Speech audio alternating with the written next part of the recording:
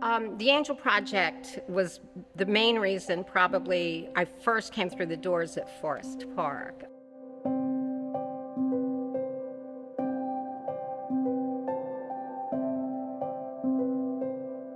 I've been a Christ follower since probably, I think I was 12 years old, and always been a church attender. But for a period when I took care of my mother, I wasn't able to attend church. And so we attended here maybe 3 years or so, and I would take angels from, and I would always say, oh, anything I can do to help. But a few years ago, maybe 3.5, 4 years ago, I don't know, a few years ago, Scott was doing a series, and he said, I want everybody he challenged us to pray this prayer: God, what are you doing right here, right now, and how can I get involved? I was like, okay, I'll play. And I started praying that prayer, and one day I'm driving by the church because I live in the neighborhood, and as I'm driving by the church, I saw Lana's car, and I started thinking about all the things she had on her plate. She was organizing trips to Africa. She had so many things, and I just had this thought: she would let you take over Angel Project. And I was in the unique position, because it's a lot of organization. You have to know, it's a lot of moving pieces. And I was in the unique position that I knew what all those moving pieces were, and I had I knew that it was a passion of Lana's, but I had a feeling that maybe it was something that she would allow me to take off her plate for her. Sometimes as a parent, school felt scary, and I had non-perfect children. And so, I understand that feeling that your child's school comes up on your caller ID and your stomach drops. I understand that feeling of walking through the school door, feeling like you're getting ready for battle. And so this is an opportunity that the school can do something. All we want to do is love your child.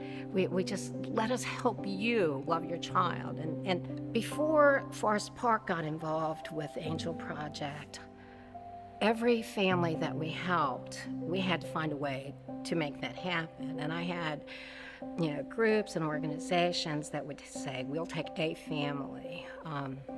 One of our members, Kathy Bowman, was a nurse at the hospital, and many years ago started helping me. Her unit said, we'll take one, and then that word spread through the hospital, and so different floors and units would take kids, and all of that was helpful, but still, that's one family at a time. So imagine Forest Park comes in and says, how about I help you with 25 of your students? It's like, holy goodness, that doubled what I could do for outreach for our students.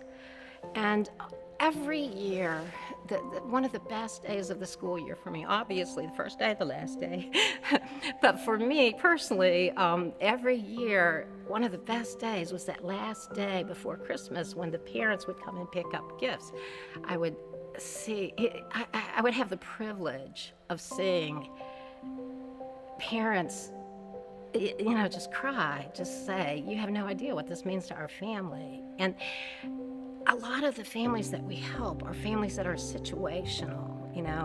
I've never had to ask for help before. I'm so embarrassed. And I could say, look, nobody but you and me know what this is about. We'll make this happen and nobody else has to even know about it. So to be able to give that gift, what a lucky counselor I was.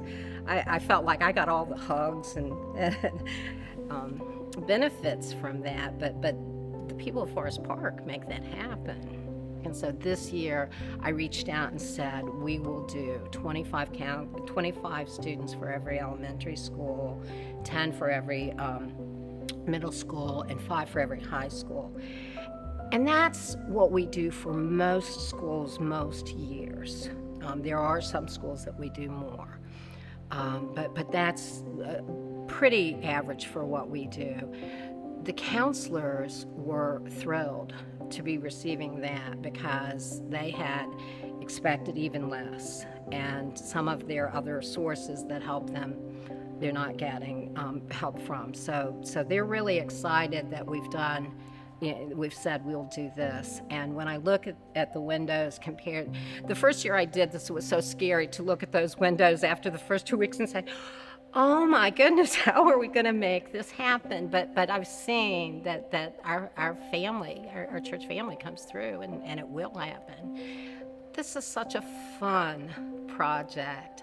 I promise you, the $25 or however much you feel led to spend on a child, that will mean so much more to that student that I can walk in TGA Maxx and drop $150 without even knowing what I spent it on. I'm sorry, but I can't. I'm a recreational shopping, and I think most of us probably feel that way. So, don't buy coffee for a week, or don't, just take a little chunk of cash that probably you're not going to miss as much as you think you would. Spend it on a child. It will do your heart so much good. This is our local mission. Right. I'm an older woman with bad knees. I can't do the 10-day mission trips or the week-long mission trips. My body can't do it. So there are lots of ways to do mission.